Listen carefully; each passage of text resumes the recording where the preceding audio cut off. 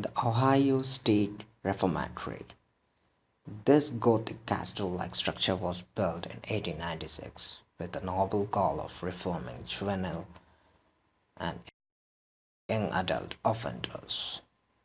As with many best-laid plans, the ideals of the reformatory gradually gave way to institutional reality. The path to a better life yielding to a warehouse of despair, pain, and even death. The Waverly Hills Sanatorium, once the last best hope for those suffering from tuberculosis. The highly contagious disease could also affect the brain, causing many to go mad. The slowly agonizing death suffered by many Waverly residents left a residuary of dark energy to fester in the building. Ghostly forms follow visitors through the narrow corridors. Phantom footsteps and weary voices echo among the walls of the body cute.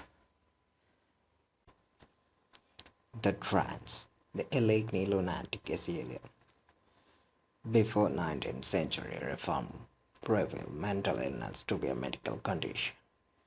Asylums were the dumping ground for society's unwanted, originally a destination of enlightened empathy and treatment.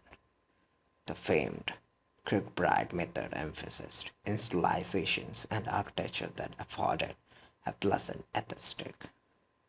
But Tella eventually became just another overcrowded, underfunded warehouse of pain and misery.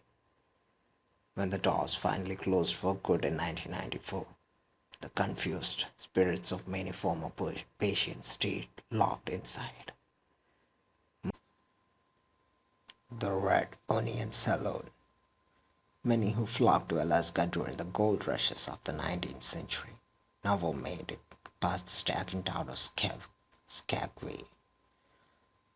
Although only in operation for 2 years in the late 1890s, the fascinating place has secured its spot in Alaskan history. It is now a popular tourist attraction, complete with a brothel museum on the top floor. But behind the music and free-flowing brew is a collection of Claudic's most intriguing ghosts. The spirit of Diamond Lil, a former madam, still keeps a watchful eye on her girls and guests. She caresses male visitors with her ghostly hands and whispers seductively in their ears.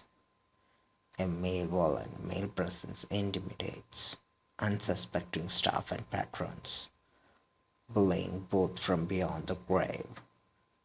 The solid apparition of a woman in a long, dark dress glides ethereally up and down the staircase.